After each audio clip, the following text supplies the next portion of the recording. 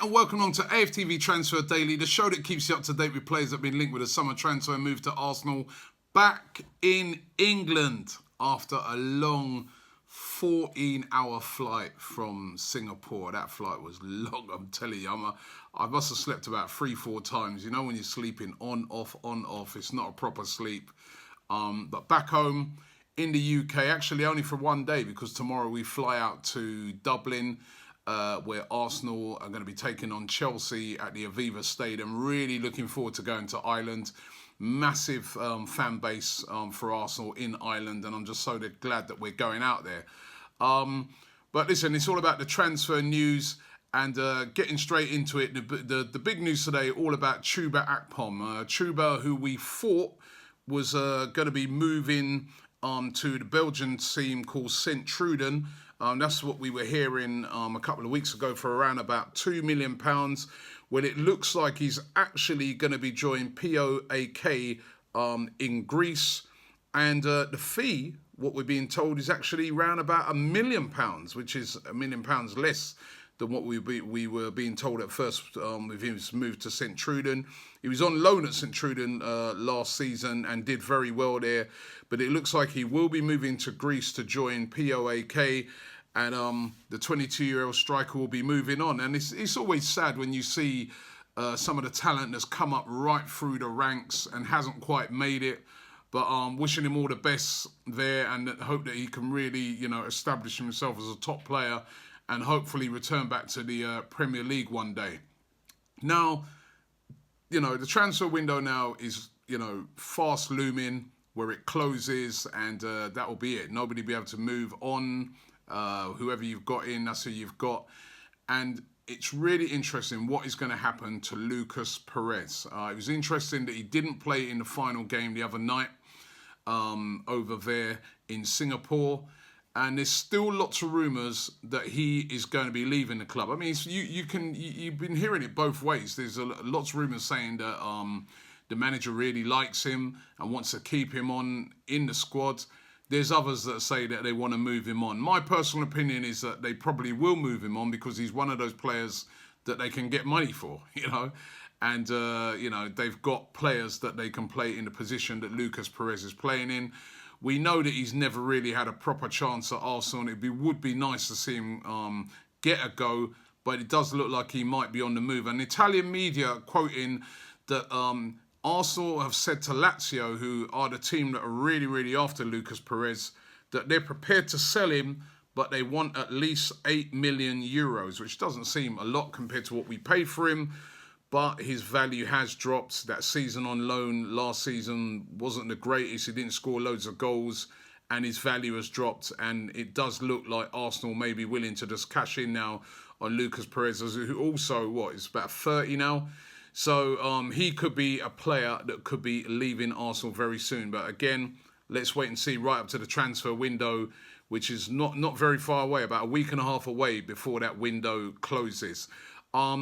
When the window closes, will Steven Nzonzi be an Arsenal player? It's been talked about right throughout the window. Steven Nzonzi joining Unai Emery, who managed him at Sevilla, at Arsenal. But it does start to look like Roma are going to be the club that he will be joining. Roma, who've given Crystal Palace permission to talk to their defensive midfielder, Maxime Gonalons. And the reason why they seem to be giving that permission for Palace to talk to him is because they've got it all lined up to sign Steven Nzonzi for around about £27 million, which is quite a lot of money. Arsenal have already sort of outlaid that sort of money on Lucas Torreira, and it looks like Arsenal are going to be sticking with Torreira and not going in for Nzonzi. Torreira, of course, a lot younger. Nzonzi at 29 would have been a good signing, I think, for Arsenal. But it looks like they're going to opt out of this one, and it looks like Nzonzi will be a Roma player. On Torreira, actually, he's heading over to the UK, where he's going to be joining up with his teammates, training at London Coney for the first time. Not sure if we'll see him in action over in Ireland, but probably get to see him in action in the game over in Sweden at the end of the week, where, incidentally, Arsenal will be playing Lazio. Could some sort of deal be struck for Lucas Perez before that game happens? But yeah, Torreira on his way over to join up with his teammates over here. And I'm really excited to see what Torreira is going to bring to the table at Arsenal. For so long, as you all know, we have needed a defensive midfielder. We've just not had that player. Will Torreira be that man? Will he be the first proper sort of defensive midfielder we've had since the days of Gilberto Silva and Patrick Vieira? I know people were saying to me the other day, well, what about Coquelin? Coquelin, yeah, sort of. But this guy, I think, is a top grade defensive midfielder. And I'm really excited to see how he's going to fit into the team and what he's going to bring to the team. And if his defensive capabilities will be able to free up guys like Aubameyang, Mesut Ozil, Mkhitaryan, it's going to be really interesting to see. But he's on his way to the UK to join up with the team. Kaglar Sionku, remember at the start of the window, I was talking about this guy practically every day. He's a centre-back of Turkish descent, plays his football in Germany for Freiburg, and he also plays for Turkey as well. Very, very well thought about, and it was being said that Arsenal were going to buy him. His agent was saying that Arsenal were in talks with him.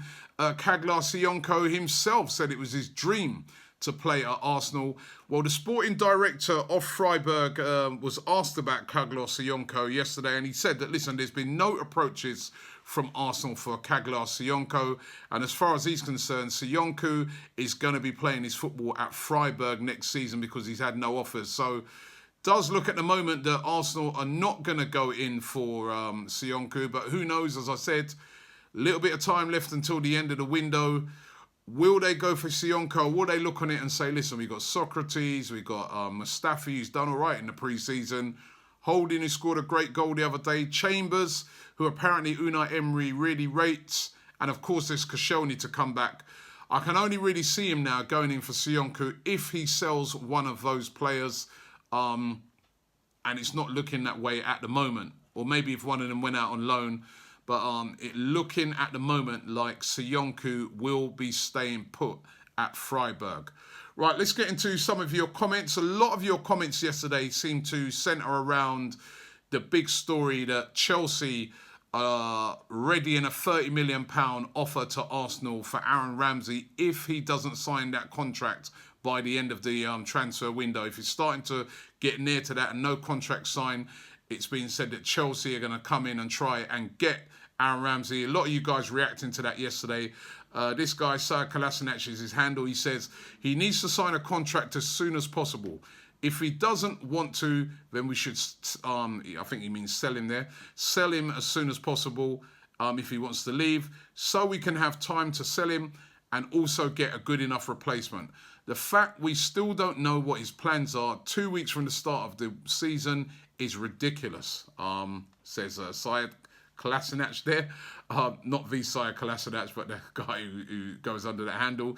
Drew G says, sell, sell, sell. Build our midfield around Sideshow Bob. I think he's talking about Guendouzi there. He looks first class, and Ramsey and his agent thinks he can hold Arsenal to ransom. 79 Sawa says, sell him. No way can we pay him anywhere near Mesut Ozil's wages. So that's another one not happy. He also goes on to say, Ramsey plus 50 million for Dembele. Interesting, right? Demanchi says, if he ain't going to commit, he's got to go. Tired of us having players who don't take pride in wearing, take pride in playing for a club like Arsenal. So again, another unhappy fan there. And Ab says, I seriously don't understand why people think Ramsey is good enough. He's not Arsenal quality. So, and I've got to say, the majority of people that, when I was going through those comments, seem to be pretty angry about this situation. They're sort of turning a bit on Ramsey and saying, listen, sign the contract. Sign the thing. We've been here before, haven't we? Walcott, Sanchez, loads of players, man. We've been here so many times before, and I see the fans' frustration right now. They want Ramsey to sign this contract and get it done quickly so we can move on and not have this looming around now before the end of the season. And the powers that be need to get that done. Mind you, the powers that be, Ivan Gazidis, we don't even know if he's going to be here, right? Because You know, if he went in to speak to Aaron Ramsey right now and said, yeah, listen, hurry up and tell us what you're doing, Ramsey might turn around to him and say, well, hold on, what are you doing? Are you going to be at AC Milan or you're going to be here? You ain't told us yet either. It's starting to get messy here. Let's hope it all gets sorted out with Aaron Ramsey. But listen, thanks for watching the show. We're back in the UK. As I said, heading out to Ireland tomorrow for the next friendly where Arsenal take on Chelsea. Thanks for watching the show, and we'll be back tomorrow.